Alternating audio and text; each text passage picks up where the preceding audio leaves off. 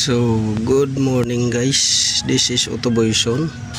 So, may share ako sa inyo.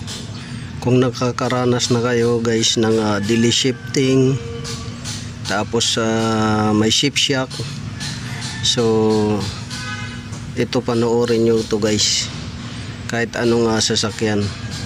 Basta may shift shock, delay shifting, tapos may abnormal shifting siya habang tumatakbo, may shift shock, or habang naka-stationary yung sasakyan, pag atras, pag abante, may shift shock. So ito guys, yung isang dahilan. So itong filter na to guys, ayan makinis, malinis. So filter to. Pangalawa, ito yung pinagluma, ayan barado na siya. So baradong filter, isang dahilan yan kung bakit nagdi-delay shifting at may shift shock. Tapos ito, pagka itong o-ring niya dito maluwag na, lusot na yung pressure, may shift shock din yan, at saka delay shifting. Yan. So malinis dito, ito madumi, barado. Yan.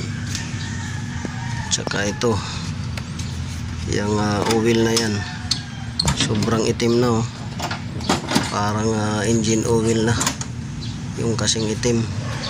So magkukos din yan ng shift shock pagka sobrang itim na. O kita nyo kung gaano kaitim yan, engine oil na halos yan, hindi na transmission oil. So yan yung isang dahilan kung bakit may shift shock. So magpalit na lang kayo ng service change oil kayo ng transmission. So 60,000 pa lang to. So yung iba, ang service interval na nakalagay sa manual is 70 to 80. Pero ito 60 pa lang, baka 50 pa lang to, madumi na, or 40. So ganyan nakadumi. So palit na kagad kayo ng So mas maigi, mas maganda, advance kayo magpalit ng transmission fluid at saka filter. So ayan, huwag na ninyong paabutin pa ng sagad sa service interval, sira yung ninyo transmission. So yun lang may share ko sa inyo guys. This is Autoboyson. Maraming salamat sa pakikinig, panonood. So naway nakakuha kayo ng kunting kalaman dito sa tinuro natin sa inyo. So hanggang sa muli, God bless you all. So ayun guys, natanggal na natin yung oil pan ng transmission. Fortuner to guys, na modelo pa 2019. So yan yung filter nya. Yan.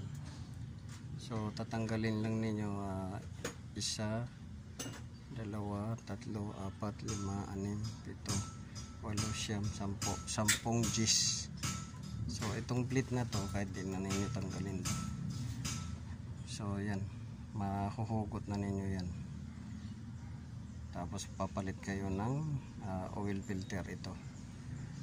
Yan, ahayaan lang yan na madrain siya para lahat ng lumang langis is bababa. So yan, ganyan lang siya. Pwede nyong i-DIY ito. Yan. So ang mga cause kadalasan guys ng delay shifting, mga common, ay itong filter barado na. So magde-delay shifting yan siya pag barado na. Tapos itong langis na napaka dumi. Ayan, delay shifting din yan kasi wala nang pressure na mamumuod dyan.